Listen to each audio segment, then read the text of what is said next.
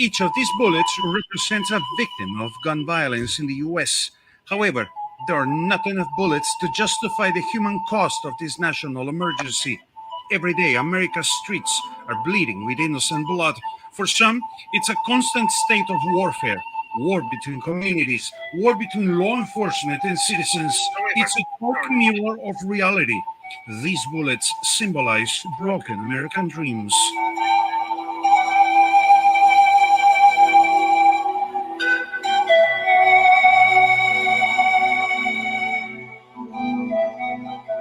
However, not everything is lost. Some have decided to take action.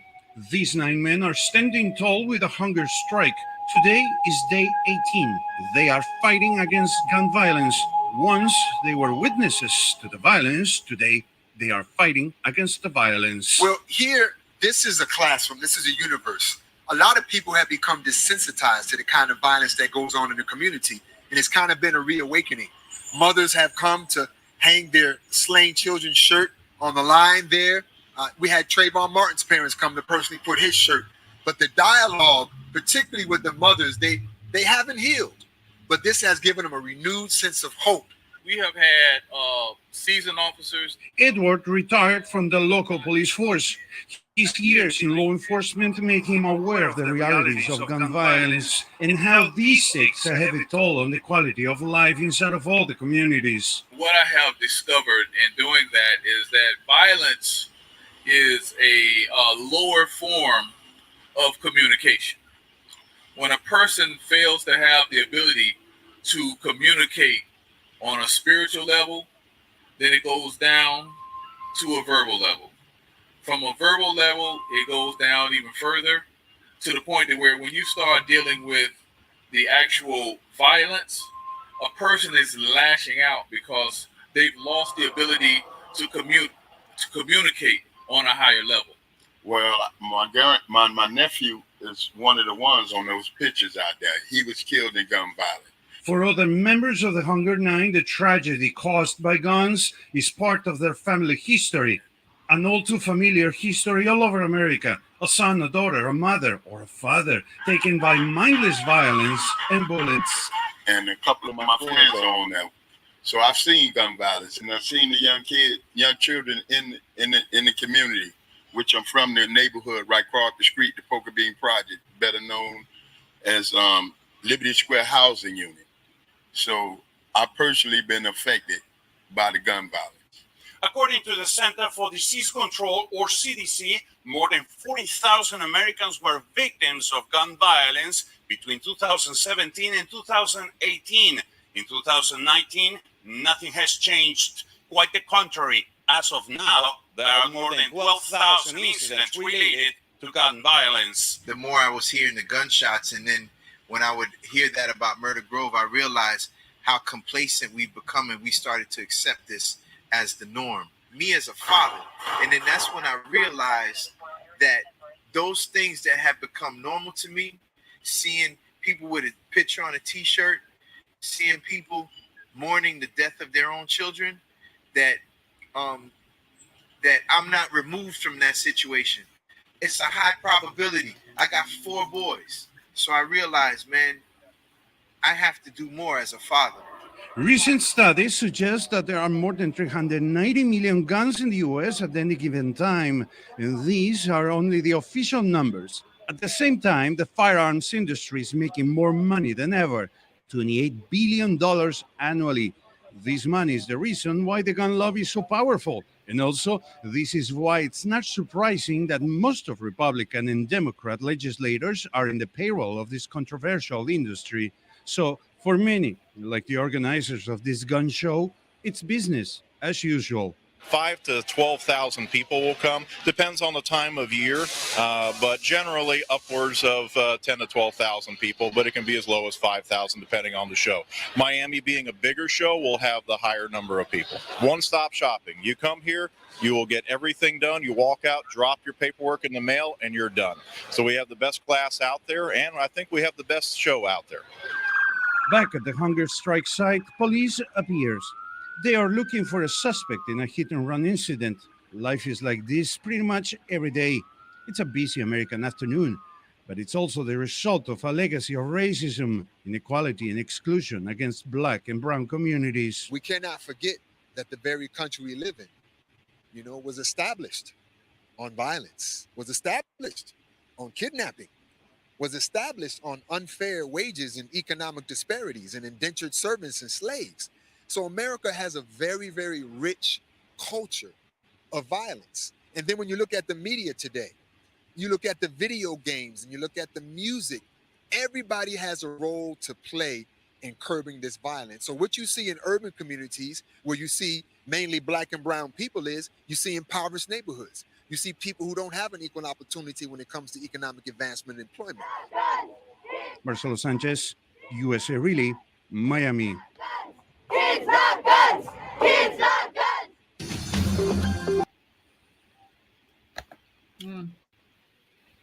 Wow. Sobering realities.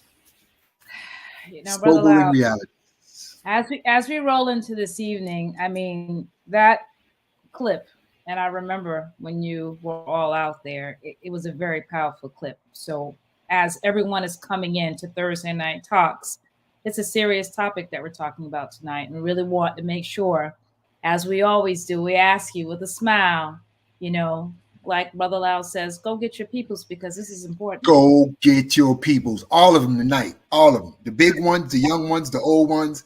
I'm going to say it. The fat ones, the skinny ones, the every ones. Go get your peoples. Absolutely, because it's affecting us all in one way or another. So this is something that you need to hear. You have to understand the power of the voice that's going to be speaking about these things this evening. But there's always something that we can do as a people, as a community, and affect our community always seems to always get the blunt of these things. Is the reason why we need as many people to join on and to share the things that you're going to hear this evening. So I am your sister, Michelle. I am your moderator for this evening. Hostess with the mostest. We got to pause for the cause and give our sisters some love. Y'all better give our sisters some love. Hostess with the mostest. Yes, sir. I praise you to Allah, Brother Lau. But it's a topic, and it's as a parent, as a citizen, as a mother. My heart is out for anyone that has lost anyone in a bout of violence. And I really pray and hope that I take something from this show as well. And I pray and hope that I can contribute in my way. And again, I hope that all that have not done it yet, go get your peoples. We're on Facebook, right? We're on YouTube, and you can see us on IG. So we're all. Right. Sister Michelle, I gotta let them know real quick. Today, don't just go get Ray and Pookie. Go get Amy and Lou. Get everybody. Everyone. We got a beautiful suburban urban clash on the Thursday Night Talk tonight. Go get your peoples. Absolutely. So with that being said, Brother Lau, like I said, it's a hot topic. I won't get into the topic yet, but I'm going to hand it over to you. All right, so and we got it. And we are off and running. But we're not running away, family. We're running to the battle, just so you understand that. So as we always say on the Thursday Night Talks, I want to say assalamu alaikum to my Muslim brothers and sisters. I want to say praise the Lord to my Christian brothers and sisters. And I want to say shalom to my Jewish brothers and sisters and to my Black revolutionaries who got Black power, but to all you peace and freedom-loving people across the land. We welcome you into this sacred space tonight on Thursday Night Talks. And I'm telling you, powerful program. The guests that we have on here, we are putting you on the front line of every major struggle dealing with gun violence in America right here tonight, just by the guests that we have on here tonight. Very, very powerful. And for those of you who aren't familiar with the 7th Region Coalition, just think about it, people who might be in a very dark and dangerous time, like we just saw, right? Can you imagine trying to make it through those dark and dangerous times on a ship without a guiding light, that lighthouse? So we want to be your lighthouse. We want to be your motivational, inspirational, truth-throwing, transformational machine so that we can help save lives. And tonight, We're going to be taking a look through the lens of the Ministry of Defense because our children and our babies are under attack. Alert, alert, alert, alert. Our children and our babies are under attack. Alert, alert, alert. It is not safe anywhere. Alert, alert. It's not safe in the grocery store. Alert, alert. It's not alert. It's not home or on the block. We have a state of emergency, and we have the right people with you this evening to talk about it. So, you know, we're going to bring up our guest shortly, and you know what I'm going to do right now? I'm going to pass this mighty baton to our beloved sister, Sister Khalila Muhammad. There you go, right there. All right. I want to first start off in the most holy name of Allah, always bearing witness that there is no God but Allah and Muhammad is his messenger. I would like to greet my dear fellow family in the greeting words of peace in the Arabic language of Assalamu alaikum, and that just simply means peace be unto you. I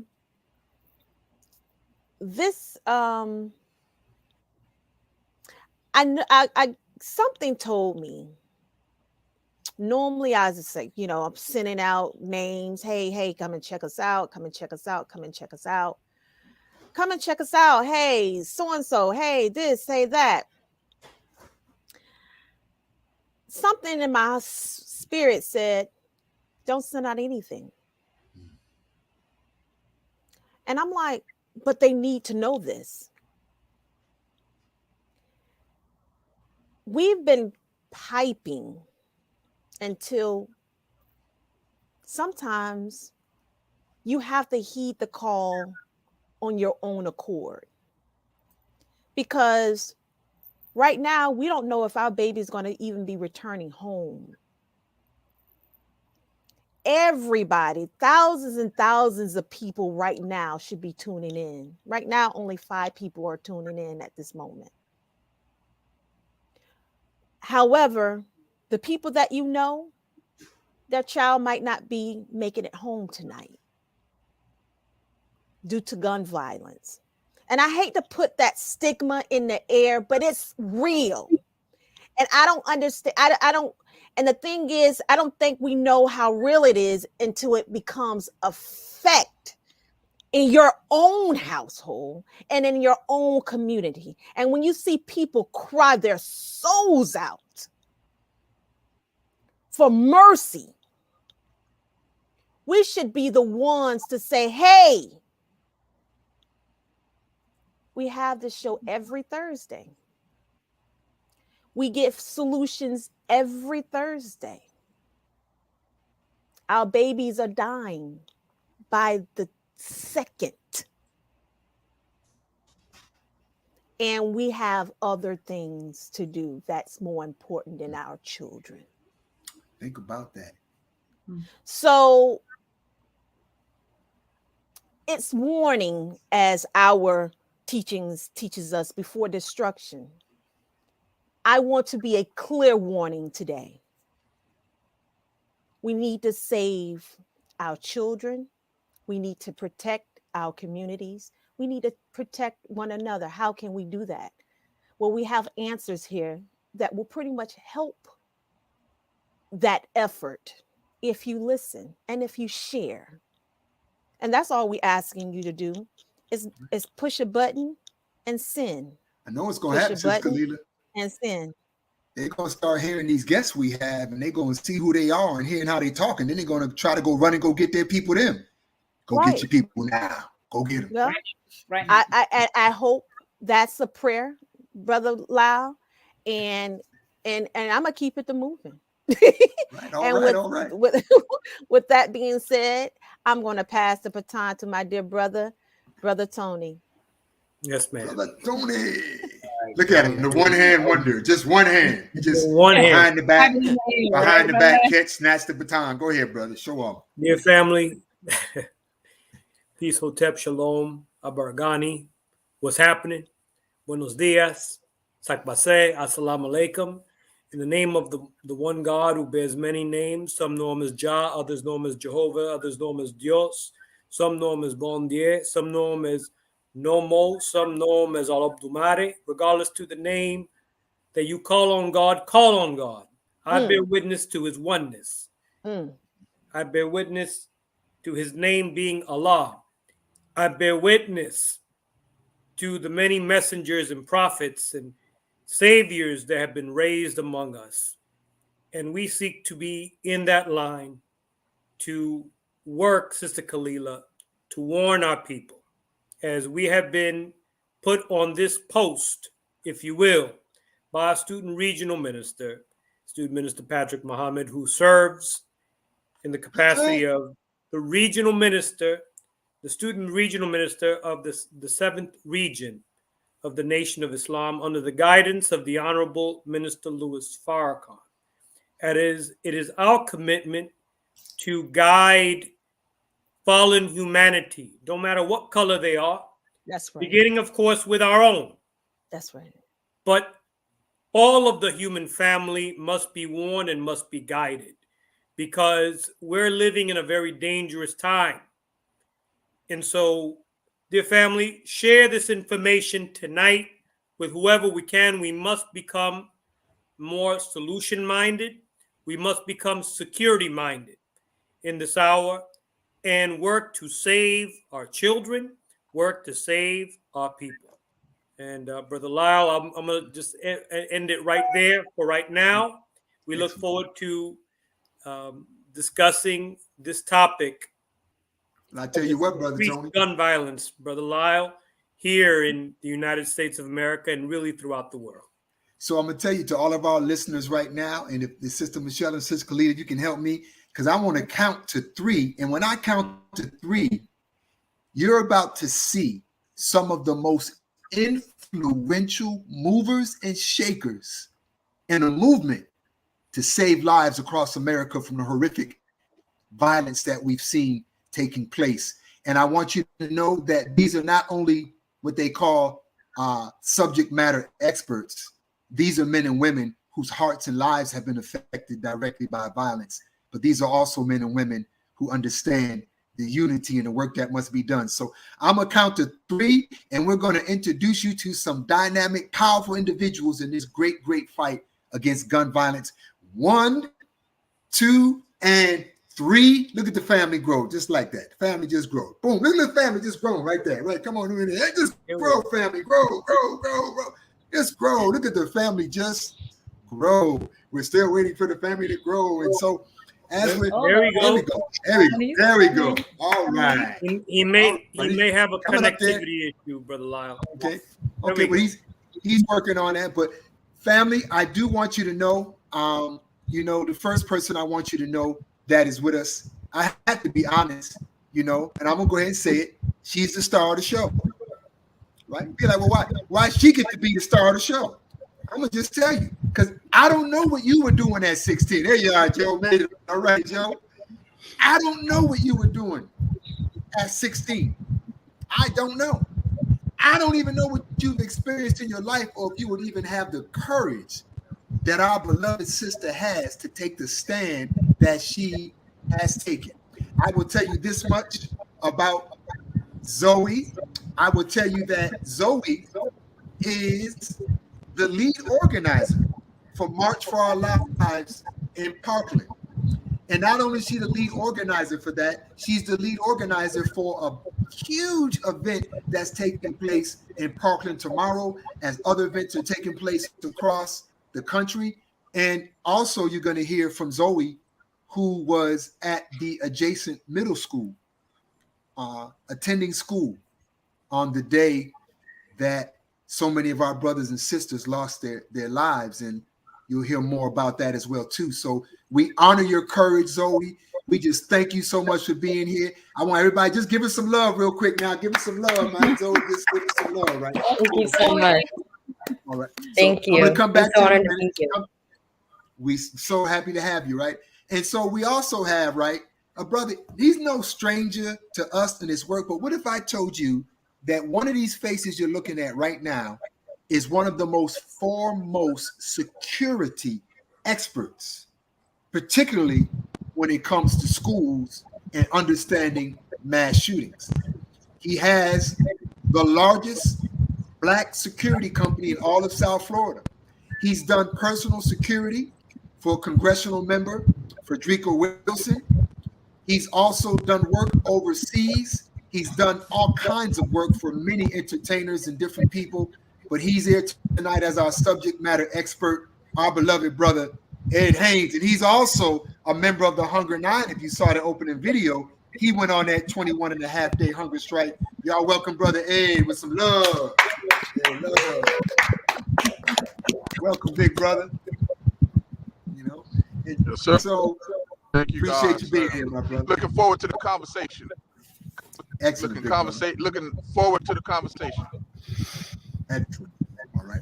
And definitely last and not least, you know, I don't necessarily want to use this analogy, but I just want you to think about it. You know, when people talk about when life gives you lemons to make lemonade, but that's a much deeper understanding that when life prevents you with horrific circumstances, you're also presented with awesome solutions to help heal. And yes, you are looking at one of the most courageous human beings on the planet. He's an awesome father, and you're going to hear more about how he and his daughters have helped not just the Parkland community, but communities all over this country heal through the arts who have suffered from some of these horrific gun violence incidents. And that's our good brother, Joe Gary. Y'all give Joe some love now. Give him some love.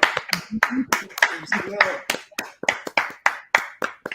Absolutely wonderful to have you all. Beautiful. So, you know, I want to start, family, if we could, I want to start with and Zoe, and I just can't thank you enough for your courage. See, because Zoe, one of the reasons why a lot of people they don't get involved is because they feel detached. If you could, and respecting your space, and we're here with you as well, take us back to your experience on that day in February when the events took place. So on February 14th, 2018, I was in 6th grade. And the way that the middle schools and high schools in Parkland work is that the middle school shares a football field with the high school. So they're basically right next to each other. And I was sitting outside with some friends, and we were working on a school project. And our teacher, when we went on lockdown, there was no alarm, and she wasn't able to see us. And so in the moment of the, panicking, she just forgot to bring us into her classroom.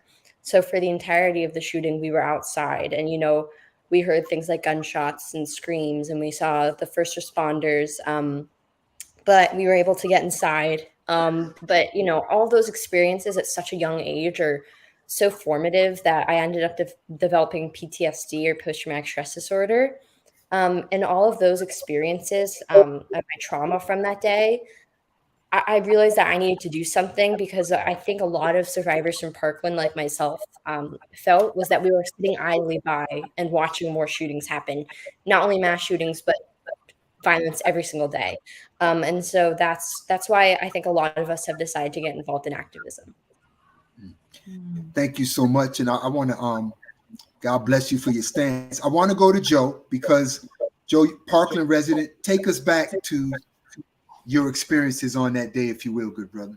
I had no idea that I was as close to Zoe as I'm about to tell you guys, but at 2:22 on February 14th, a shooter entered my daughter's high school. I got a text from my daughter by 2:26 saying that there was a code red drill. I had already heard from somebody that I knew that it was not a drill. And so I jumped in my car and I drove to the high school, and I got there at about 2:32, which is significant because that's the same exact time it took for a first police officer to enter the school. Mm-hmm. So when I got there were probably about 10 other parents all ready to breach the fence at the school and to run in and get their kid. We were being held back by yellow tape lines that were already in place. I stood there trying to communicate with my daughter. One thing that Zoe left out of this is that the shooter actually exited the building after about 6 minutes. somewhere between 6 and 7 minutes, and blended in with a bunch of the students and literally ran right past her school. Wow. So if she was still outside, she would have been in the very presence of that shooter. Mm. So we stood out there for quite a while watching SWAT teams from, I guess, every city in South Florida roll in, still demanding that someone go onto the campus and start to neutralize the situation. It wasn't happening. Didn't happen for quite some time.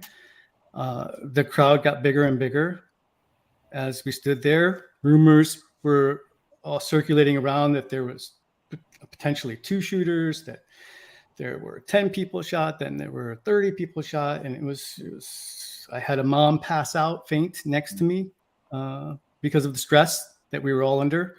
We lost contact with our kids by text because all of the cell towers are being so jammed with communications that we couldn't get through. So the last text I had with my daughter was that she loved me.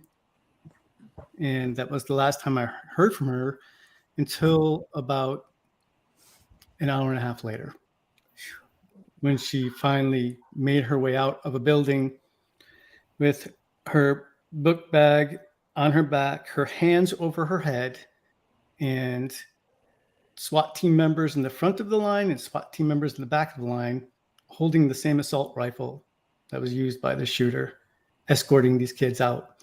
Now, when they were taking the kids out of the school, every one of them was not only a victim of gun violence, but at that point were considered a suspect as well. And so all of their backpacks and books and computers were left in a giant pile. I was closest. I had already been in contact with a couple of other parents. I jammed as many kids as I could into my car, which was 6. Some of them were on top of each other, and we drove out of there. I took them to my house. What I didn't know was that the shooter was actually being arrested on the street that I live on at about the time that I was driving over to my house with these kids. And so I had a hard time even getting back to my house for these kids to start to get some sense of, security, because there was no sense of security that they had anywhere near that school during the entire time that they were locked in there. And so when kids talk about post-traumatic stress, when you see it firsthand like that, when you see SWAT teams rolling up in what looked like military vehicles with complete body armor and getting out and trying to figure out how they're going to attack a school that your daughter is sitting in, it's pretty traumatic. What happened after that was that ambulances started showing up, and they set up what I would call to be a makeshift triage center in the middle of the road. And then we started seeing some people come out, wounded people. But we never saw 17 other people come out. And a lot of my friends didn't have the opportunity to take their kid home that day. They waited for hours and hours. They went to the Marriott, where they were held in a room, still trying to figure out whether or not their child was going to come home to them.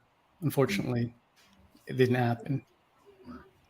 I can't tell you the gratitude we have for your courage to share and relive those experiences, not just for us and our audience tonight, but have now synergized and created a movement, and I can't thank you enough, first of all, as a father, for doing what fathers are supposed to do, on both ends, in terms of the day of that event. And then, as folks are going to find out later on tonight, the beautiful gift that your children have and how that's helping to have an impact on this. I want to open it up to the team, but I want to go back to there he is right there, Ed. Ed. Yes, sir. I apologize. I'm out here in California on this 110 freeway, and it's crazy right now, so I apologize. Yes, sir. Well, I want to ask you, Ed, I know if you had a chance to hear Joe, you had a chance to hear Zoe, but as you work in the security industry and even in schools in security, as you hear these stories now increase and intensify, what kind of thoughts go to your mind in terms of what we're going through in the time we're living in? Well, you know, Sister Kalia touched on it earlier. That's in Sister terms Kalila, of- right? Because no, and I got to pause right there because if you don't get her name right, I'm gonna get in trouble, and I ain't getting in trouble. I said Kalila. I did say Kalila, right? Oh yeah, there you go. Yes, you did. Yeah. Oh, I apologize. Okay. Yes, you All surely right. did. That was my headphones, brother. You had it right. Yeah, you are not gonna get me having the sister jack me up on national TV. But yes, brother, you know, we're facing a time where people are being forced now to pay attention. For so long, we have just been existing and thinking that life is someone else's responsibility. But at this point, we can no longer do that because everyone is now realizing that we got to pay attention because stuff is happening all around us. And if we don't take account of everything that's happening for ourselves, we have these tragedies that are happening more and more. I know for myself, having the contract with Dade County Public Schools, even my guards, you know, you got to look at it from different perspectives. You never would think about it, but even the security guards now are concerned. They're like, you know, hey, it's like I'm a sitting duck here. If somebody comes in and does this, because a lot of times you have things such as budgetary constraints. You know, people think more in terms of budget than safety. And, you know, you got an unarmed guard here at a school. What is an unarmed guard going to do if this guy comes in with an AR-15? All that means is that unarmed guard is the first victim. So, you know, from where I sit, it's a very concerning situation. Fortunately, unfortunately, depending on what it is, that I've had to look at all kind of other alternative measures that can keep these children and staff safe, and in negotiations with several individuals to try to implement some things, because the one thing we know for sure, if the individual never gained access to the facility, then the shootings would not have happened. Right. So at this point, that's, you know, from my perspective as a security professional, that's where my emphasis is on now. And I have some solutions that I'm presenting to various individuals. But if you got to keep the person out of the school to begin with, Right. the mindset of that individual, that created that individual, all of that we have no control over. But we do have control over trying to harden the access points to where these very valuable lives are being stored at. And that's where my focus has been, and is right now, as I travel around the country talking to different people and trying to implement solutions that can minimize these kind of issues. Because if the guy never accessed the school, he couldn't have killed the children. If the guy never entered the grocery store, he couldn't have killed the people that were in there shopping. So access becomes very important. And basically now we all have to put on our security hats and start looking at stuff. You know, they had that saying, if you see something, say something. We all now have to become responsible and looking around for anything that's looking kind of suspicious and being able to let others know, because by the time these individuals go into action, in many cases, it's much too late. And that's what we're trying to avoid now. Thank you so much, Ed. I'm going to open it up for the team to jump in. But as they do, Zoe, there's some things going on across the country right now, and some things taking place in Parkland that you want people to be a part of. Let us know what that is, and then team, feel free to jump on in. Yeah, so before I go into that, I just want to say Joe and I had very similar experiences. By the time he got to the school, I was still outside. So, you know, and the SWAT officers with assault rifles, I saw them as well. So it's really scary how vast gun violence can pervade the entire community. And going into that, after, you know, the tragedies in Uvalde and Buffalo, marginalized felt like we have another window of opportunity, because politicians, since they prioritize profit over us, the only thing that motivates them to listen to the people is when we all come together and demand change. I apologize, Zoe. You said something and my headphone went out. You said something about politicians do profit. What did you say? Profit over like their constituents. So tragedy is when we can all unite together and agree on change. And so that becomes a very powerful moment. And so March for Our Lives on June 11th, this Saturday, there's going to be nationwide marches. So there's over 400 in the United States. There's a huge one at 2 p.m. in DC. But in Parkland from 9 a.m. to 12 p.m. at the Pine Trails Park Amphitheater, we're going to be having a rally and march.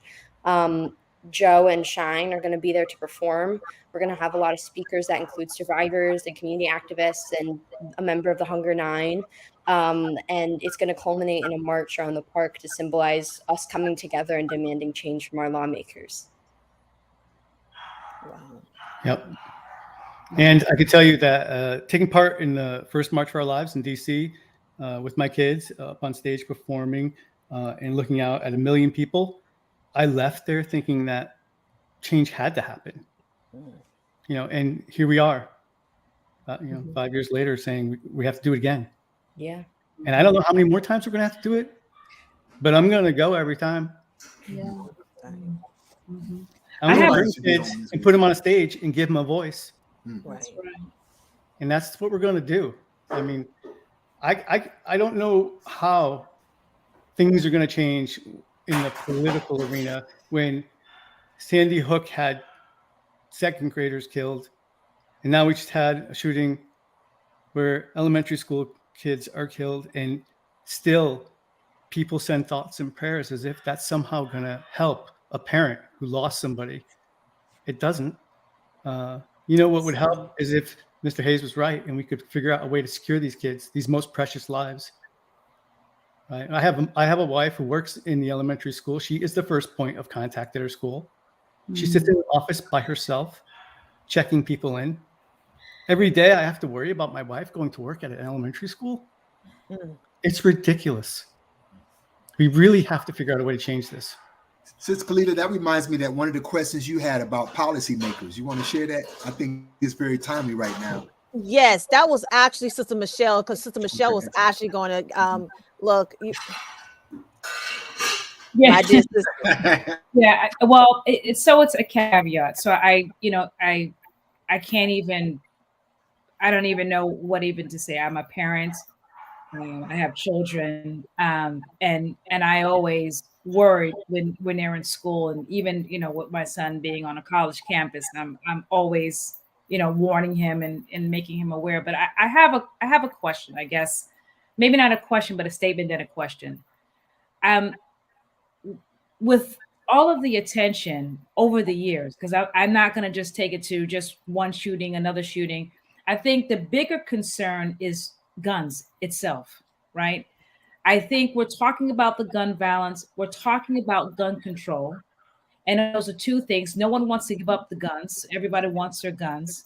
They can't control the guns.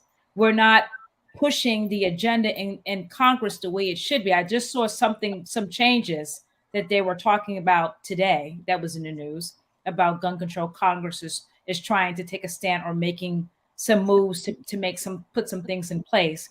But the issue is that, no one wants to give up their guns. So how do you control the situation when people are profiting off of guns and Congress not really wanting to deal with it because it's a money-making industry within the government and the lobbyists that are pushing their agenda to have the guns? So the question that I had around policy is that with everything that keeps happening, as you said, Joe, enough of the thoughts and prayers, because it doesn't really console a parent when they lose a child. I think the question is, how do we deal with the issue of, and maybe this may be spoken of in your rally, Zoe, is how do we deal with the fact of it's just too many guns, period. And access to them is ridiculous. How do we control that? How do we get Congress to understand that we need not just tougher laws, but we need to minimize the guns, period? And whom should have them, right? Because there's no reason why an 18-year-old should have access to an assault rifle. It's ridiculous. There's no need for it. Like, what are you doing with an assault rifle? But the policies right now they're being glazed over because of so many shootings, but the shootings won't stop until you grab a hold and get those guns off the streets. Well, the way to get the guns off the street is to get the money out of the people's pockets that make these guns, right? And the way to do that is to hold them accountable in a court of law when they are targeting these advertisements to males that are 16 to 20 years old and telling them that they need not just one assault rifle, but many assault rifles. There's a small percentage of people holding this country hostage because most of the guns are sold to a small group of people. Not to a mass of people, right? So the majority of people in this country don't own a gun, but we have more guns than any other country in the world, sold to a very small minority of our citizens. And go ahead. No, please go continue. Yeah, and so what the gun industry figured out was that people were getting fed up. The general population was getting fed up, and so the way that they could market these guns was to market them to the people who felt ostracized, felt like they needed to protect themselves somehow in a patriotic manner, which makes no sense to me. They said that they would be able to protect their house, their castle with an assault rifle. I've never seen a news story where someone has thwarted a robbery at a house with an assault rifle. All I see are stories of assault rifles going into the general public and killing as many people as possible. So these stories that they keep telling us, they're not true. Right. There's a small percentage of people holding this country hostage. And because the industry that makes these guns makes so much money, they have influence. Joe, you actually answered at least partly answered the question I was going to ask. Could we do this, Brother Tony, before you answer another question? Because Zoe and Ed might have wanted to have to say something on that. I don't know. I just want to check in. Yeah. So Joe makes a good point, but I think that something that martial arts has started doing more is focusing on where other types of gun violence besides mass shootings. So only a small percentage of the country is controlling all the assault rifles, but that's not necessarily true with handguns. And handguns count for a majority of the deaths, and that's because of violence that happens every single day. And so we've seen this dilemma where obviously people have a right to arm themselves, but when does that right trump people's rights to life?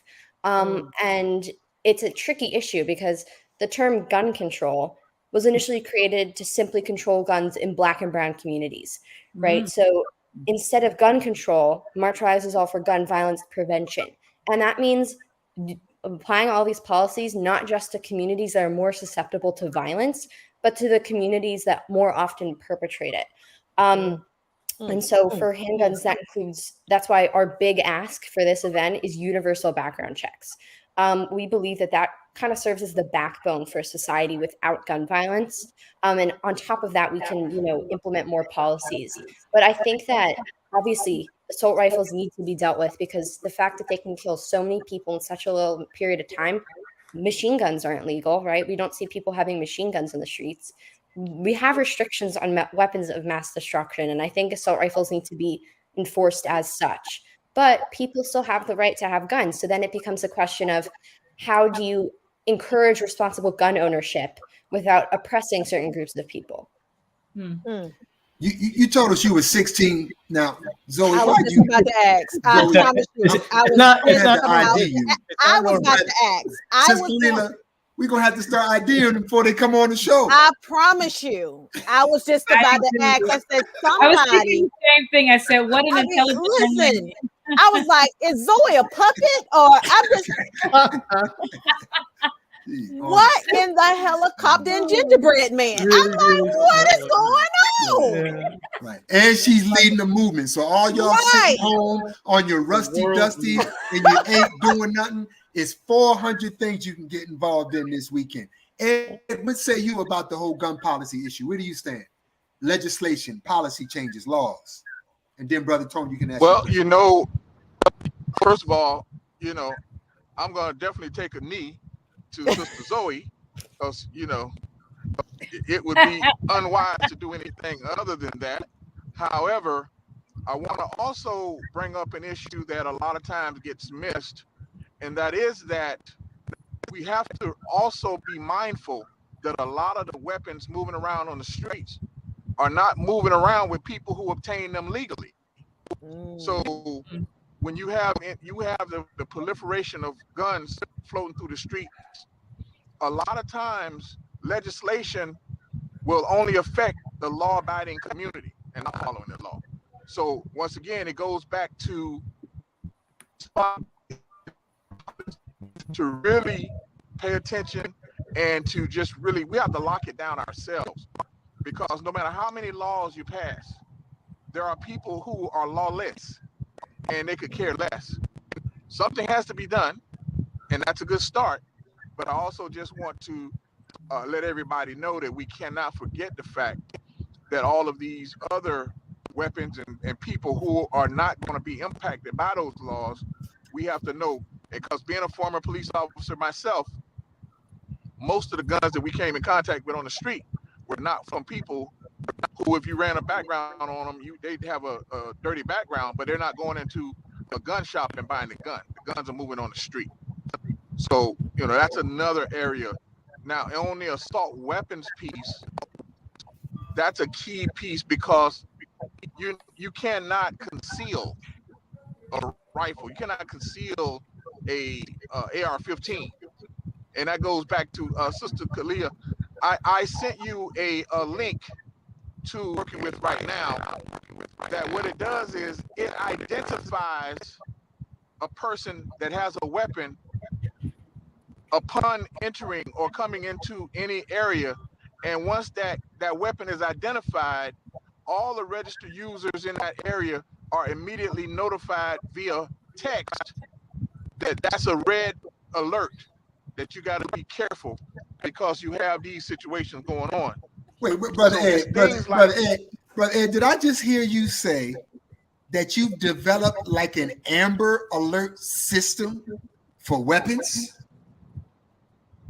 If Sister Kalia, if you can look at your email that I sent you, and I don't know if it's possible for you to load that up and show people, but yes, there is a that I have access to that will identify if a weapon is in an area and notify everyone within the region, like in a school.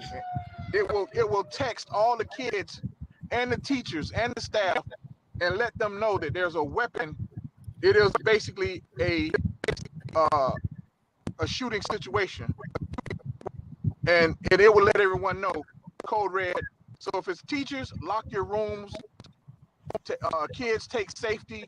It gives you that advance notice, because once again, in most of these shooting instances, the victims only knew that they're already in their face.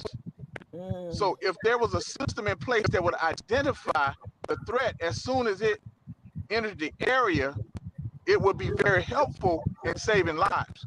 So that's one of the solutions that I'm bringing to the table right now. Okay. And without further ado, I definitely want to show that video. I do have it, Brother Ed, and I can show that video right now.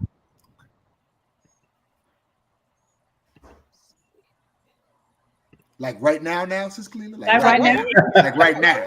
Right. You mean like right now? Like right now. See, we're talking about slow legislation. That's what happened. That's how slow legislation is, right? We want gun law change like right now. Ed's going to play a video while he's driving on the highway in California. That's pretty good. Technology here first on Thursday Night Talk. Where the Office of Public Safety works hard to promote a safe and secure environment for the students, faculty, staff, and visitors on the campus. It's just another day at the school, university, or venue. Although we never want to encounter such a situation, it is possible that someone may come onto campus with the intention of harming others. It can happen with little to no warning at any time, any location. With the help of mobile security solutions like Vigil and their collaboration with Foxconn, we can now identify threats in the building. When an active shooter is reported on campus, the EV machine will alert personnel that will send out a text message to all registered devices, alerting students, staff, and the police of the danger on campus. When you receive this message, find the closest secure location, and wait until an officer or personnel informs you that it is all clear.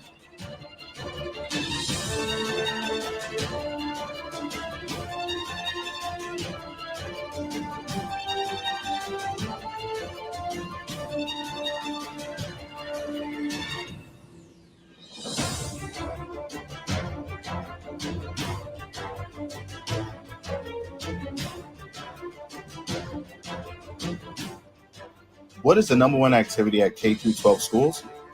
Code Red active drills. Within the last 10 years, 180 school shootings, thousands of victims. Our new reality is school shootings are increasing and no community is spared. What can we do? Be informed. Vigil has partnered with Foxconn to create a mobile security solution to identify the threats in the building. Don't be the last to know. To learn more, visit us at govigil.com today. Wow. You know, I know technology is new and so forth, but how come the whole world doesn't know about this? How come all of these innovative, creative ideas and solutions, how come all of these great concepts and laws and thoughts and all of these great moral, ethical things are locked away from the American people, family? Well, one reason, Brother Lyle, is because we decided that we would not publicly go public with this information until we get the shop. Now we can go spread it to the world because she had it first. Excellent, excellent. Brother Tony, I know you've been itching to ask something there, brother. I want you to go ahead and make sure you do that now, brother. Well, Joe partly answered the question earlier, and that's what prompted me to want to ask the question at that particular time. But when for Zoe and for Joe, when you speak to people and you present reality to them, that people in that are elected into office, when it comes down to gun control, yeah, many Republicans think this way, but also a lot of Democrats think this way also, because now we're dealing with their political campaigns being financed by a big lobby, which is the gun industry. When you speak to this reality to them, I know, Joe, you spoke a little bit about how they responded, but generally, what kind of responses do you get? Have you had any success stories to get people to think about what you present to them? Yeah, so that's a difficult arena to throw yourself into. So, you have great support amongst the people who think like you do. So if I'm talking to liberal Democrats, I have a great deal of support for my ideas and beliefs. If I'm talking to very conservative Republicans, I have to work hard to get my message to them, right? And so this is what Zoe and March for Our Lives is really trying to do, which is to find ways to package information that's acceptable to the people who need to hear it, right? Mm-hmm. Because if you talk about gun control, just the word control is already a problem, right? I always say I'm a gun sense voter, right? Which means if you can come up with sensible ways to help guns be safer, because what we're talking about, again, like I have a personal stake in assault weapons because of what happened, but the main cause of death due to weapons is suicide, and then second is domestic violence. None of these involve automatic rifles. They typically involve a handgun, like Zoe was saying, and so you try to package information in a way that it doesn't become offensive to other people's belief that they have a right to bear arms. And it's a very, very difficult thing to do and to try to figure out how to get across as a message. When Zoe was saying, like, we try to talk about being against gun violence, well, pretty much everyone should be against violence. If you're not against violence, then there's no hope for me ever, turning you around to see things my way, which is, that we should all learn to respect each other. And we talk about securing spaces and making spaces more secure and having all of this technology. And I think all of it has to work together. But what I see from my kids after they went through this is that code reds became more damaging, right? It's a more damaging scenario for my kid to have to sit through a code red when she's already been through a real code red, you know? And so every time they had a drill, it triggered PTSD, you know, and that's one of the main things that we work on with the art programs that we have, is trying to figure out ways to have kids deal with this post-traumatic stress disorder, and by using art and therapy, which is actually very effective. The University of Miami sent up some of their psychology students, grad students, to study our program, and they did some testing before the program started. We give a free summer camp every summer. We've had about 400 kids go through it. And, you know, the stress that teenagers are under is a lot different than when I was a kid. You know, I don't remember locking my door in my house when I grew up. You know, I don't remember, maybe kids got into a fight once in a while in school, but I don't remember ever hearing about a gun being discharged on my high school. You know, so I think I just grew up in a different time, and I'm trying to figure out how to help my kids get through this time, because this time is a lot different than anything that I think we've experienced as a country. The amount of violence that on a daily basis that our kids are faced with is tremendous. Like, even our lawmakers have been faced with some violence recently, you know, and so how secure do they feel in their workplace? And they're asking our kids to go to school in basically an unsecure environment like that. That's why I think Mr. Hayes is doing great work trying to figure out how to secure these places. I would try hopefully to find a way where it doesn't have an impact of scaring kids while they're in that, what used to be their safe space, right? Mm-hmm. And so our camp, our methods of using art, of writing songs to give voice to emotions that you can't voice otherwise, is a safe space that we try to create. And Joe, that's what we're doing. Yeah, we're gonna let people not just yet. I want people to get exposure to what he has done and created. And as you're listening to this conversation, I just wanted to remind us, family. I wanted to remind us that we're talking about human beings. And as we're talking about human beings who have these lived experiences, Zoe, what say you right now to people that want to get involved? Yeah, so before I do, I just want to jump off of what Joe was saying. I think that it's hard to have success with people who are so ingrained in their own beliefs. I can say the one person I have had success with is my grandpa. He was a self-proclaimed cowboy when he was younger. He used to like guns. But when I went through everything, he immediately changed his position. And it's sad that in America, that's what it takes for people to change their positions, right? And he was able to realize how important it was to implement gun violence prevention policies, but only after his granddaughter survived a school shooting. And I think that's just really telling of how polarized our country is. And what people can do about that is show up this Saturday to their local march. People can text the word march to 954-954 to find the march closest to them and sign up. If you can't go out to a march on Saturday, we are going to be live streaming our own march, and the DC march is going to be on national television. I encourage everyone to vote in the midterm elections for common sense gun safety candidates that are willing to implement policies like universal background checks. That is the most important way we can have an influence in our government. Because at the end of the day, if they don't want to listen to us, they don't have to. So that's why we have to use our political power to ensure that the people that are representing us are people that actually prioritize our lives. 16-year-old Zoe right there. Y'all, that's I right. know. I can't. Right. I'm 16-year-old, right? So look, Ed, go ahead, Michelle. No. I was gonna say before we jump to Ed, I wanted and we can pose this after Ed makes his comment. I really want to understand, with the universal background checks, I think is important. I've seen that over the years proposed. So before Ed makes his comment, please, everyone, think about this question afterwards. Considering the height of the situation with things like the Proud Boys and these other types of groups that are out there that are creating scenarios or utilizing the youth that they have within their groups and utilizing malls and schools and things as soft targets, right, for their agenda. They won't come out and say it, but we're seeing that these locations are soft targets for them. And so I want your opinion on that. And of course, going back to the universal background checks or particular groups, those types of things that are known for these types of things. I don't know what your stance on that, but I really would love to hear that. But go ahead, Ed. I wanted you to finish out your last comment. We can't hear you, Ed. You're on mute, good brother. Okay, I'm unmuted now.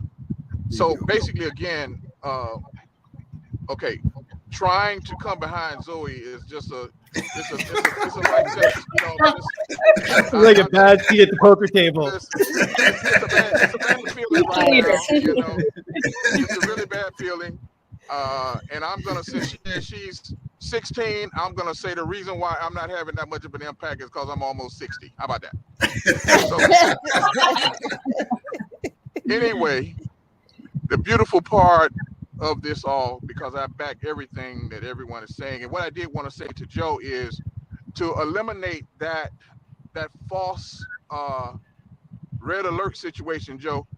What happens when the weapon is identified by the system is monitored by a human being. And that human being has to be the one to activate the entire system. Other than that, then it doesn't happen. So that's how you keep from having those false red alerts. You have an individual that screens it to make sure that there's an actual threat and not just something where it's a malfunction. You know what I mean? Yep. So I wanted to put that out there. But other than that, when you start looking at things like the universal background check and other solutions that's being made, it goes to Zoe's initial point, which is people that profit, that honor profits more than human life, because the universal background check is the cheapest way out.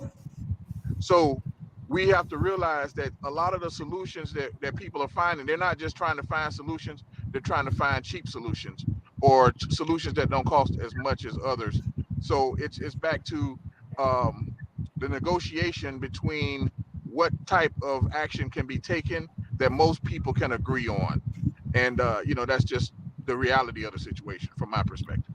Excellent point, dear brother Ed. And let me take a look at the screen here real quick. Look at the boxes in the screen here, because what you're looking at right now, you do not see. And let me be clear what I say about that. Usually individuals that have suffered mass shootings in suburban communities, they only work with suburban communities and people who look like them. And usually people who deal with the crime and violence in urban communities on a daily basis only work in the urban communities and don't think that the people out in the suburban communities care. But I want you all to look what's right before your face right now. We're together. And I would like this is a question for each of you, because I know each of you had an aha moment. Ed, you had to have an aha moment when you saw them white brothers and sisters from Parkland come see you at the Hunger 9 on your hunger strike, right? Zoe, I know you had to have some aha moments as you organized and now you're starting to work with other races and cultures. And Joe, I know you had to have some aha moments as this gun violence permeated not just the suburbs, but you find out that it is a universal issue too. So talk about that. Yeah. Personally, I think that I've always been aware of the fact that Parkland happened in a white, affluent suburban community. And that's why we got so much attention to begin with. But I never realized the extent of that until March for Our Lives has always been very dedicated to racial justice. And so we had a workshop on how gun violence specifically impacts Black and brown communities. And when we were learning about the history of the term gun control and how it was enforced upon those Black and brown communities, that really opened my eyes to how pervasive this issue is. And we can't talk about gun violence without including those types of violence, because it's not just white kids that are being shot in their classrooms. It's kids who are being shot every single day. It's in communities like Uvalde, who have little to no resources to cope with such a tragedy. And I think that it's really important for organizers like myself who are in a privileged position and generally get more media attention, unfairly so, to uplift other activists as well and show we're not the only type of people that have to deal with this every day. There's thousands of people who have to deal with this that no one pays attention to.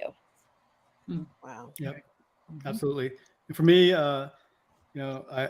we started this program with this healing through the arts and did not know what we were doing. And so there was no book, there was nobody we could talk to help us do it. So we just kind of threw it all together. And then one of the bigger things that we wanted to do was to make sure that we took this message of how you could use art to cope with trauma and bring it to other communities. And one of the first communities we brought it to was Chicago. My daughter actually gave a TED talk there on using the arts in response to gun violence.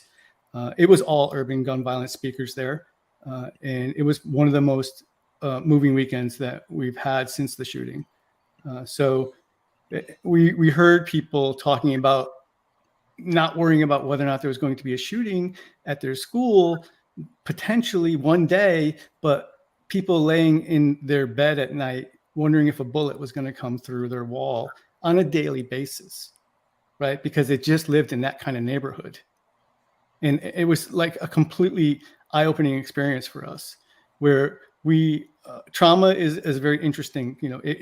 When it's foisted upon you all at once, it creates this PTSD, but it has the same effect if it's just dribbled upon you day by day by day. And that's what urban communities are experiencing. Absolutely. Yeah. Awesome comment. Ed, did you want to respond to that, dear brother? What you see between the forces coming together? Yes, sir.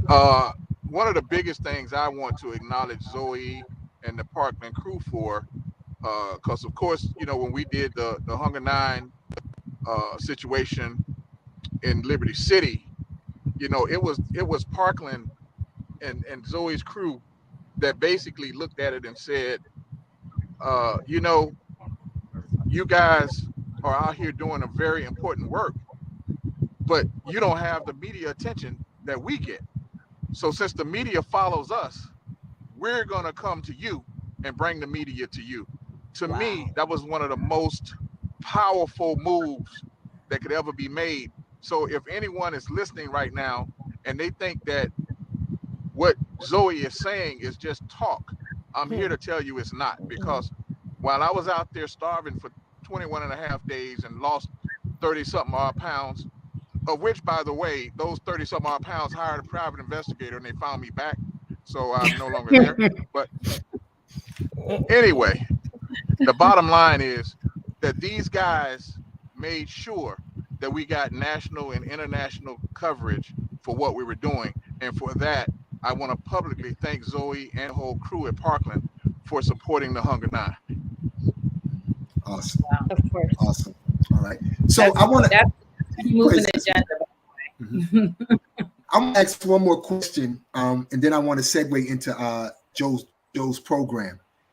Zoe, there's a lot of speakers that are lined up for the march on tomorrow, and I tell you, I was blown away yesterday in the session that we had as folk were getting prepared. I want to be clear, March is Saturday, right? Yeah.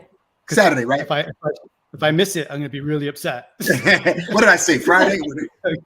Okay. You say tomorrow. Get me right? Saturday, family, Saturday, right? Saturday. But Right, one of the young ladies was talking about what it's like growing up in a household where there are mentalities that end up producing some of the individuals that carry out some of these horrific crimes, and talking about how everything starts at home. So I just want us to take a moment to go into, family, if you will, the production of a mind that would do such a thing. What kind of things must a human being be experienced to grow to? But however you all want to deal with that, because all of our children are suffering. Right. And so if we can understand that their suffering begins before the triggers are pulled, there must be other triggers. So how do you all want to deal with that? And then we'll deal with Joe's. Yeah. So what one of the speakers who we're going to have, as you were just talking about, is someone who survived domestic violence in a household where the abuser had access to firearms. And a really good point that she made is that obviously we all know about the cycle of abuse, but this also applies to school shootings and everyday shootings, because domestic violence is a huge driver of what creates someone who is capable of committing such an act. Obviously, there are so many core issues that we have to deal with, but I think it's really a point that goes, like, I guess, underreported, the impact of domestic violence and how not only is it actively hurting people, but it's also creating a toxic living environment where these types of, I guess, actions and beliefs just become normal. And I think that if we want to tackle gun violence, we also have to focus on domestic violence, not only the people that are trapped in intimate partner violence or in domestic violence households, but also the potential mental health impacts it might have on people who live in those environments. Yep, exactly.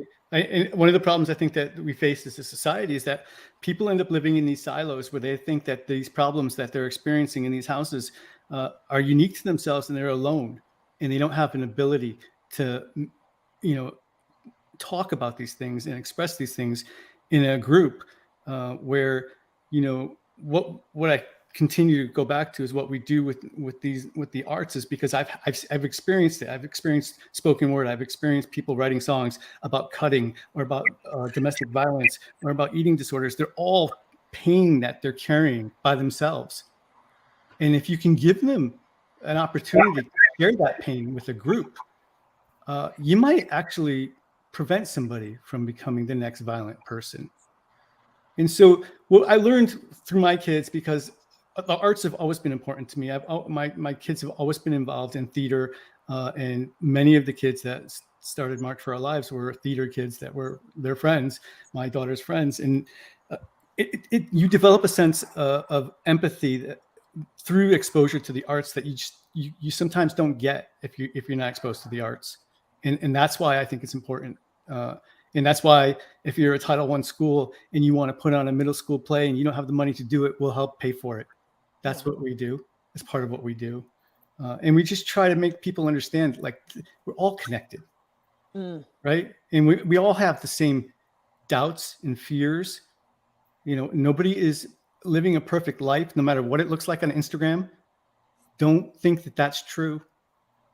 So, we got to figure out a way to start caring for each other. Awesome. Team, what do you think if we go into Joe's piece and then we all come back for our closing comments? Sure. And so as he gets ready to show my video. So all right. So look, as I want you to kind of bring the video in, but I want people to understand that this was something that was created out of a need from our children who were hurting and traumatized by the shooting. So talk us through the development of it and then go ahead and introduce it, Joe.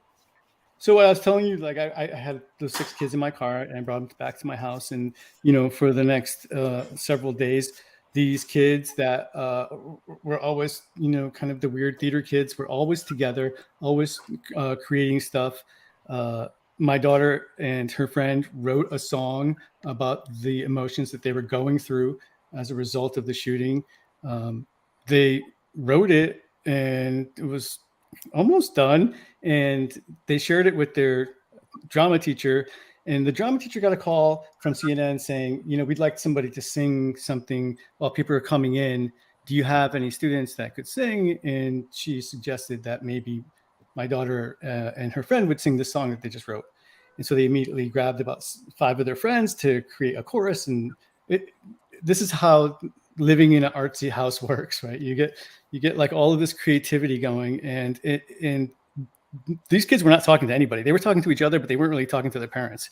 And then they wrote a song that really basically was a song of resilience. And I don't know if you guys remember the town hall that happened at CNN after the shooting, but it was a pressure cooker. We were sitting in there going, I think someone's going to go flip over Marco Rubio's car. I think like it was getting really, really tense.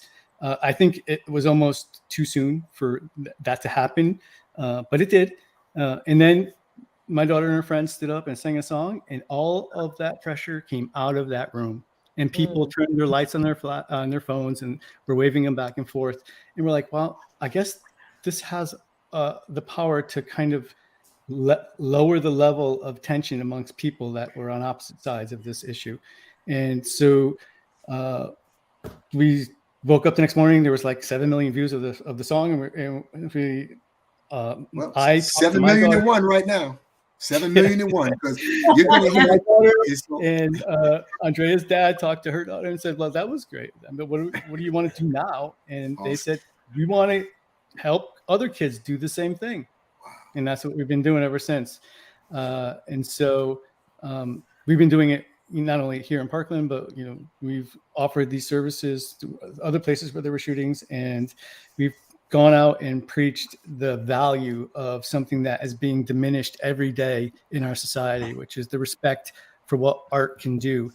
John Lewis said, that a movement without music is like a bird without wings. It doesn't take flight. Music is such an important part of what we're doing and addressing gun violence. And it's such an important part to make our kids able to cope with very difficult things. My daughter is now at the University of Miami studying music therapy, working with veterans, working with kids that are sick with terminal diseases. So I'm very proud of what she's turned her life into. She's going to continue. Think about how much of that is needed in the hood. Yeah. Think about that. Take us through, Joe. I'm all excited, man. I want to hear the song, man. If you think about it, though, like if you're at a church or if you're at a temple and you want to get spiritual, you're singing. That's what you do. That's the closest connection to God that you can make, in my opinion. Beautiful comment. So one of the things that we did too is that we're crazy, because we're from Parkland and we come up with crazy ideas, and we have kids that are like, I guess, a little bit of overachievers. They're 16, they're giving speeches like, who is this person? So my daughter and her friend came up with this thing about making a trumpet out of AR-15 bullet casings, and we did, and we called it, and nobody knew what we were going to do with it, or if it was even going to be anything. We called it the Instrument of Hope, and we had about 100 of the world's best trumpet players gather in two places, New York and LA, and record a trumpeted version of the song that they wrote after the shooting. And this trumpet has traveled around, and every time it's played at a concert or at a school, their only requirement is they record them talking about gun violence as an issue in society. And they get to take the trumpet out. And I'm going to show you a little video about this trumpet that travels around and keeps the conversation of gun violence going. Because we love trumpets now. You're going to come to find and know, Joe, we love trumpets. Oh, here you go. I'm just going to figure out, like, I'm not as good at sharing, but I'm going to try my best to figure this out. So we're going to share. Yep, I think you got it, Joe. I hope so. Let's see. I have to actually add it. Okay. Oh, there you go. All right. Here we go.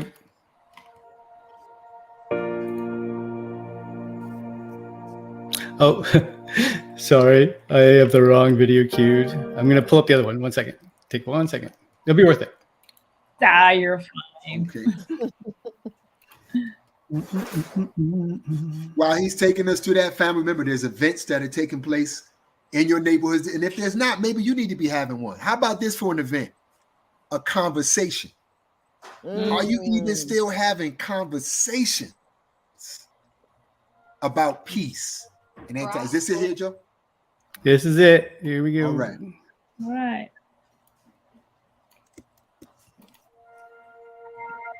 Brass bullet casings turned into an instrument of hope. 2 students, survivors of the Parkland, Florida mass shooting, joined by 71 musicians, honoring the victims and survivors of gun violence by performing their song, Shine. You threw my city away. You tore down the walls and opened up all the gates.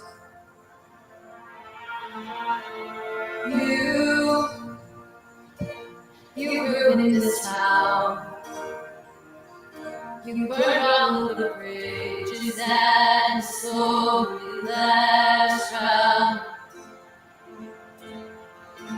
But you knock the knocks down, we'll get back again.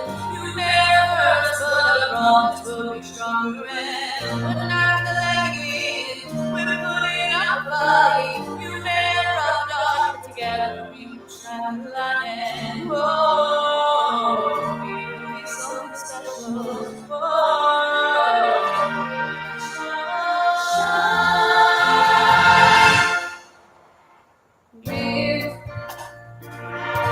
We're gonna stand tall, gonna raise up our voices so that it's better. We're done with all your little games. We're tired of hearing that we're too young to ever make change. Cause you're not gonna knock us down, we'll get out again. You may have hurt us, but I promise we'll be stronger. And we're not gonna let you in. We're putting up a fight. You may have brought the dark together. We will shine a light and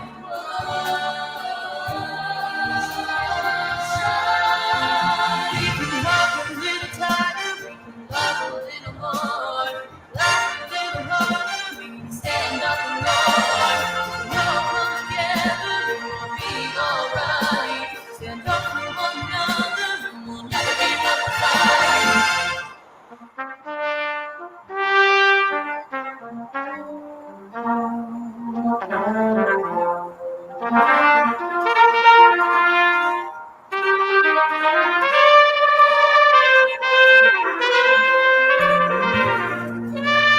We'll be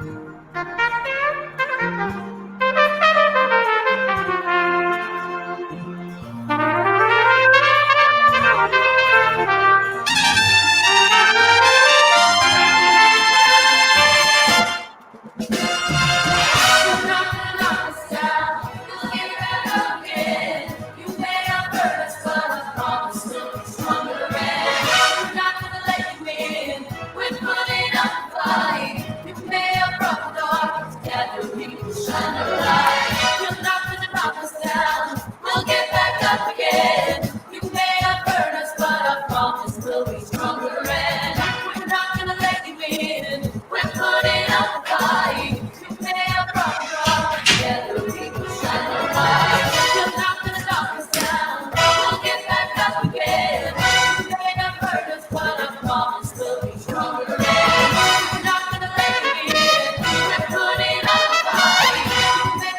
the dark together.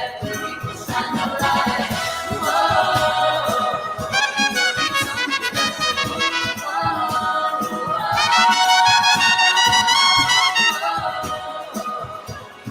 Something special.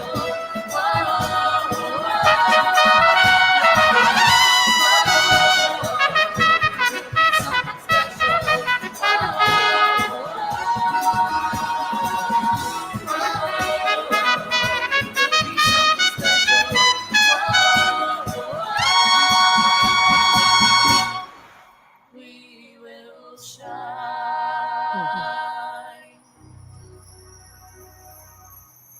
Hope and healing through the arts.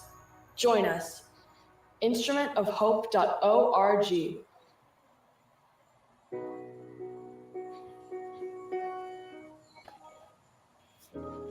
That's just great work there, Joe. That was beautiful. My God. And shine, family. Right. And we gotta keep on shining. You know, and I thank you, Joe, because I was watching that and it was just reminding me of a couple of things. One of the things that reminded me of, family, is that good will always prevail over evil. You know, and we have to continue to remind ourselves that. And I thank you all for bringing your shine this evening, you know, shining a light on this issue, shining a light on the community, shining a light on the ignorance and hypocrisy. You know, you're to be saluted for that. You know, and so I want to give each of our guests, before we do, family, an opportunity just to have any kind of closing remarks that you just want to say and share. You're speaking to an audience right now, and gun violence. What needs to be done? Where are we? What say ye? Yeah, well, I'm going to tell you what I found is that there are people everywhere willing to join this fight. If you bring it to them and ask them, some of those trumpet players are the most highly paid trumpet players in the United States. They volunteered every moment of their time. The studios volunteered all of the studio time. Everyone thinks this is an important fight. You just have to give them the opportunity to contribute. They will all contribute. And you got to find ways because to reach people that may not just listen to you giving a speech or debating with them. So that song was sang at the Ford Theater's Gala by my daughter to the Trumps and the Pences who were in attendance. They didn't really know that we were there to sing a song that was really about gun violence prevention. But we got a message across to them. And we did it in a sideways way. And sometimes that's what you have to do. You got to bring your message a little bit different. You know, and that's the way it can get through. So well said. Ed, I'm not going to put you behind Zoe this time, Ed. So you can. No. We're gonna have Zoe. We're gonna have Zoe to go first. We're gonna have Zoe go next. Yeah, we're gonna have Zoe to go next. Zoe is a very busy young lady, so she has to go. She has things she got to do. We got another meeting to go to. Right. Yeah, I have an interview in a few minutes. Excellent. But yeah, I just wanted to say that I'm so grateful I was able to have this opportunity to talk with you guys. I think it's really important for people to realize that the only way we can end gun violence is if we all come together and realize that all of our experiences have one common root, and that is guns. And so I really implore everyone to get involved with March for Our Lives, especially this Saturday. If you can't come out this Saturday, there are so many more ways to get involved at marchforourlives.com. Also get involved in Shine. They do amazing work with the arts and helping people heal.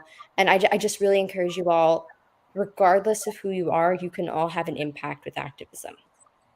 Awesome. Thank I'll you, see Zoe. you Saturday, Zoe. I'll see you Saturday. All right, Inshallah. bye. Bye. Bye, Zoe. Bye, Zoe. All right, Ed, what say ye, Amazing, sir? amazing girl. Amazing girl. Indeed. Absolutely. You're on mute. Ed, you're on mute. So the only thing I can say is at least the bleeding will stop now that Zoe's leaving.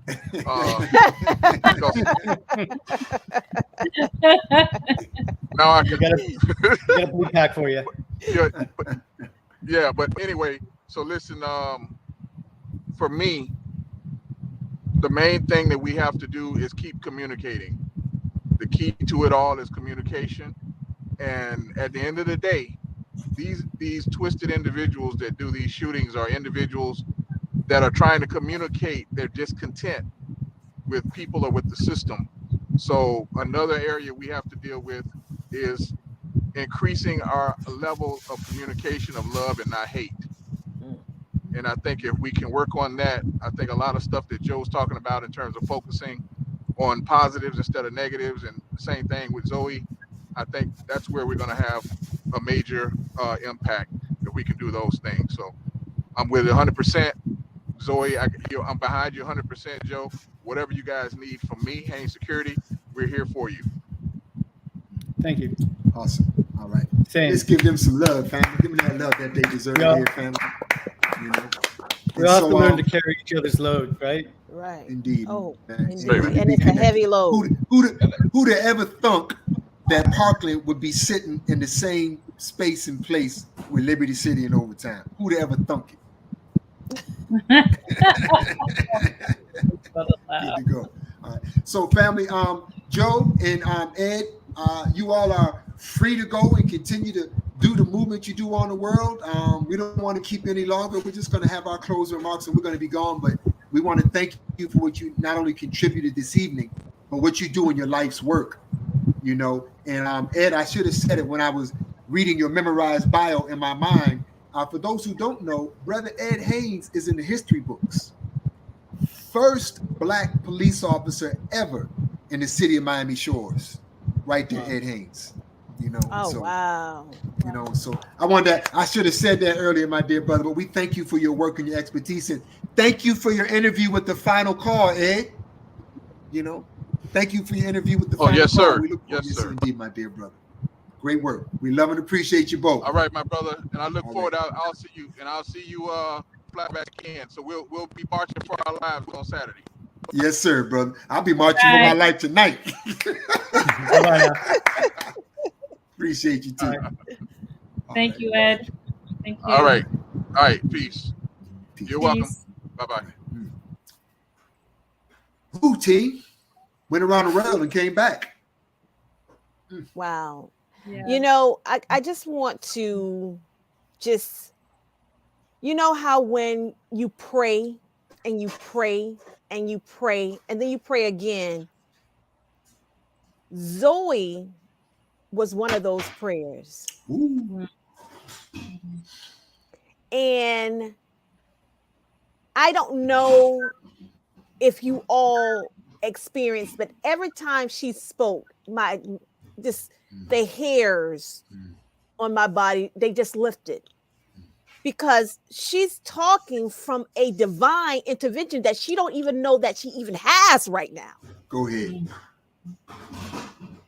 So my prayer to continue on bringing her the key element to crack the code of how we can unify. You see, keep in mind, how did Prophet Muhammad or how did Master Farad Muhammad come 9,000 miles? Go ahead. How did he come? What complexion was he? Come on. To close the masses and to create one ummah, one God. So we have to be mindful of judging things based off of age and color. Mm-hmm. You dropped two mics, Sister Kalila. You dropped one, and then you dropped the other. He's like, now what? No, but you know what, Brother Lau and Brother Sister Kalila, I think she just brought perspective. I think when you're listening to something, you would miss out because you may be looking at other aspects, right? But when Allah is using someone to get or do a work for him, there is things that they will do that they don't even realize that they're doing. So I believe that's what you're trying to say is that right. Don't Absolutely. judge it. When you hear something, because listen, we know when you hear him or when you hear his voice, right? Come on. We know when we're listening to. Wait, Sister Michelle, you know my headphone, it just went out. You said when we hear whose voice, we know what? Would you say? I missed that. We hear Allah, God's voice. Come Listen, his sheep know his voice. Right. But when you hear something that's coming from someone that's from him, you can hear it because you are of his sheep. Don't look at the age, don't look at the color, because some of us that are here, that speak, you may want to wonder where that voice is coming from, because it's they're called minions. I'd like to say something. That's just that way. I'd like to say something. Yes, sir. When Joe was speaking, I was bearing witness to what he was talking about in terms of arts programs, which are being have been increasingly being cut out in urban centers. Yes. In the school that I taught for many years, there was no arts programs there. Well, where was their art program?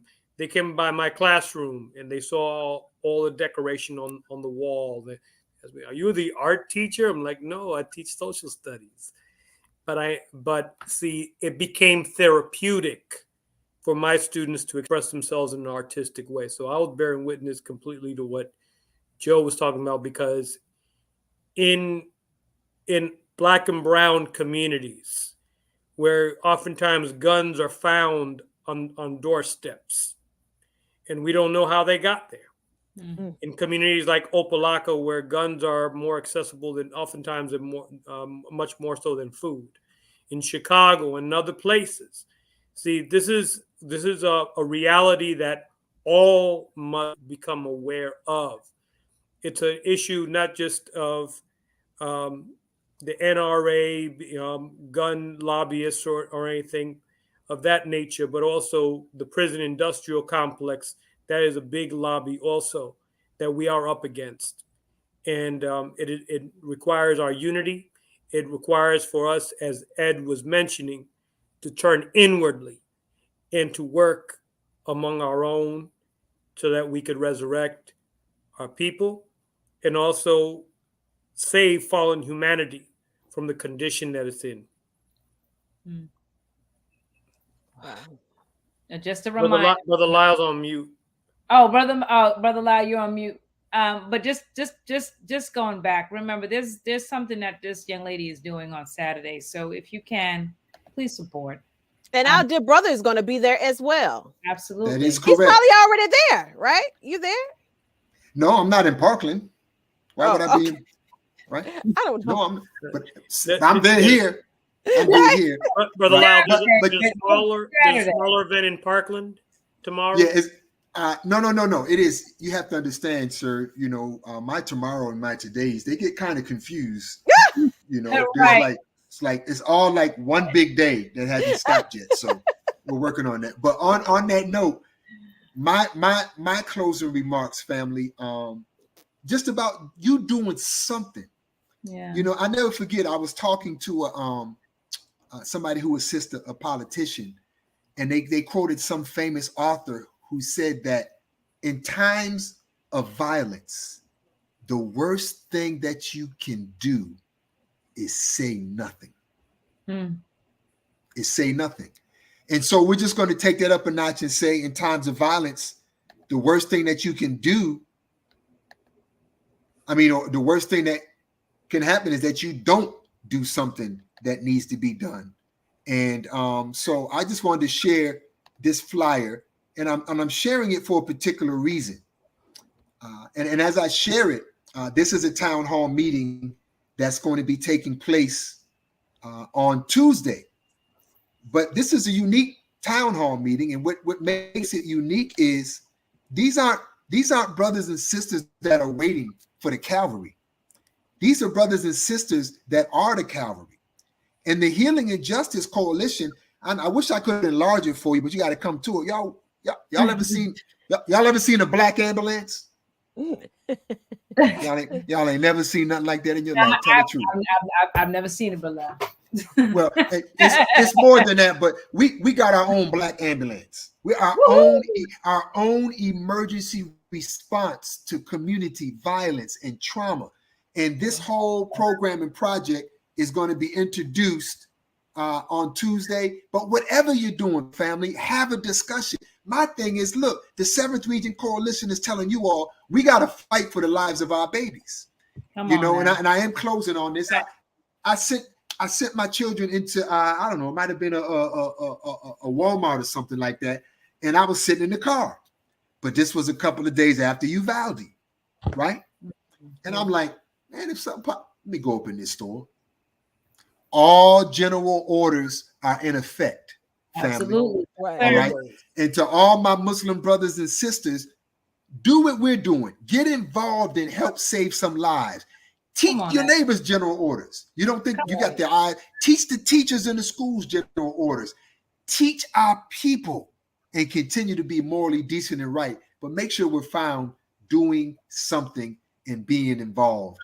And I just thank the Honorable Minister Louis Farrakhan for showing us the way, for showing us our value and our work as we work. Because family, look, if the father and the mother of the house are asleep, how are the children going to get back up until we get back up? So they are children.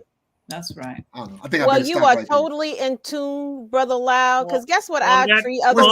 What's the tree of the week? What's the tree of the week? Look at that. Love synchronicity. Look at that. Boom, bada, boom.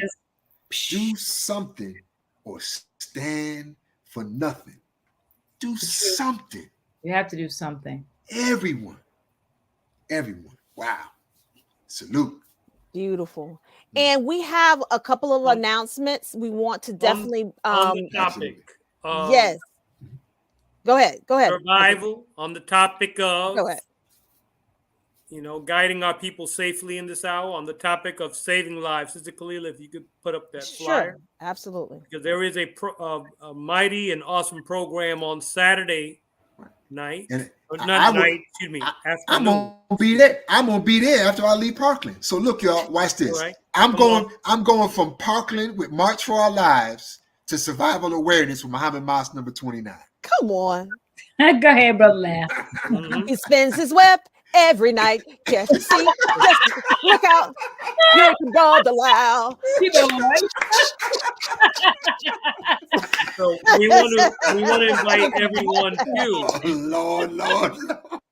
We want to invite everyone to Muhammad Mosque number 29 in Miami. That's 5660 Northwest 7th Avenue at 1:30 p.m. We're going to have a survival awareness program. We're going to be discussing food shortages, how we could curtail food shortages in our communities and in our own households, how we can survive in this hour where, we're being told that we're in a time of inflation, but how can we be in a time of inflation and so many companies out there are making record profits? See that, brother? And Tony. so, Tony, I don't want to be here for another half an hour, brother. No, I gotta tell you though, brother Tony, if they don't think that survival awareness and the food shortage is coming, what y'all need to do is to take your extra gas money and go buy some food. Right. My God. That extra gas money, right? That's an excellent. But we have to be solution minded in this hour. Come on through to Muhammad Mosque this Saturday. Now, brother Tony, question. This event is open to the public, right? I don't have to be a Muslim to come. I can be a Christian. I can be a brother, a sister. You could be Hebrew Israelite. You could say how you say it, Ungawa Black Power. You could say free the land. Mm-hmm. You could say buenos dias. You could say sakpase. Come on through, people. Come on through. And question, brother Tony, is this going to be something that's televised? So therefore, if we cannot attend physically, is it something that's going to be live screened or things of that nature? Can we get some of the good? I will inquire about that. Please. I will inquire about that and see what we could make happen. Okay. Praises be to Allah. That is an awesome. That was on my mind too. I was like, that was great. If you can't make it, you can still get the awareness because you can still survive, huh? Right. You thought you was gonna die, huh? Exactly. Well, at minimum, we'll go Facebook Live. Please, that will be great. That will be great. Wonderful. And then also one more.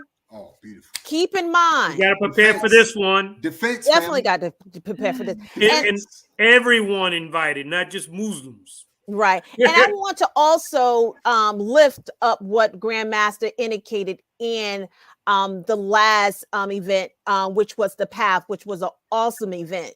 Go back and check out our show with Grandmaster 2 family. Powerful. He said the Honorable Minister Louis Farrakhan made it mandatory that women learn how to protect themselves. Sister Kalila, can you say that again? My headphone. Sure. What'd you say? He said that the Honorable Minister Louis Farrakhan made it mandatory that women know how to protect themselves. This national training is for women as well as men. Grandmaster actually not only taught the women on that weekend once, but he also taught us twice. Because he said, I want to make sure that it sticks. So it will be something that's not even a thought, and you chop it off the head of whoever attacks you. Sis Kalila, for the non-believers, real quick, I want you to picture those 2 elementary school teachers in Uvalde when they came face to face with their perpetrator. Come on. I gotta be real with you. Had they been trained by that man, come on. It'd have been a different news story that day, family. Come on. Don't sleep on your training, family. Praises be to Allah. And that was all my that was all my my closing remarks. Ministry of Defense, family. We must protect and defend our home. Absolutely. You all did some protecting and defending tonight. I'm so proud of this beautiful team right here. you know, and I tell you, look, that's all right. They're gonna be scrambling for this message later on. They're gonna be looking for that video you show with Ed when all these red alerts come through. All right, you Right. saw that first right here on Thursday Night Talk. Listen, I Brother was Loud. getting to go there. No, well, just before you do that, but let's remember, tell the audience we're all about solutions, but this is out of many conversations that we've had with different individuals where we talk about solutions. Right. So before you jump off to this evening, make sure you share this video out. Share it. The family. Go ahead. Also, sister. for the record, Sister Michelle, can you please lift the Ministry of Defense? And can somebody read that for the record really quickly? Yes, I can. I can. You sure? I got it right here. All right, go ahead, Brother Loud. You go ahead. Yeah. It's small, but I got it. I'm gonna zoom it up a little bit for me. I'm gonna go about the 150. Go ahead. Yeah, okay. Ministry of Defense. The mission of the Ministry of Defense is to ensure the safety, security, and survival of the individual members of the Nation of Islam, their homes and property, as well as to defend the national interest of the Nation of Islam as a whole through the enhancement of its military and intelligence assets, structures, and institutions. And you were introduced to some of those tonight on the 7th Region Coalition. And for those of you who are not members of the Nation of Islam, you are. Just don't know it. Just don't know. Anyway, thank you, everyone. Thank you for joining us. Brother Loud, take us out with your statement, what we do every week. Family, we're not a gang. We're not a gang. We're not a clique. We're not a crew. But you know we love you, and we are the 7th Region Coalition.